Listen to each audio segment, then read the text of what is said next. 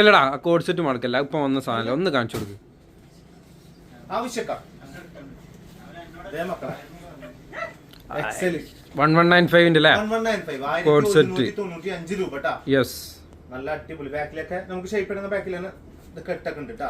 Pant ഒന്ന് കാണിച്ചാ. അടിപൊളി പാന്റ് വരും. 1100. Angle length palazzo pant. Angle length ആണ് വരിക, പലാസോയിലാണ് വരിക. യെസ്, ഒരു എക്സൽ ആണ് കേട്ടോ.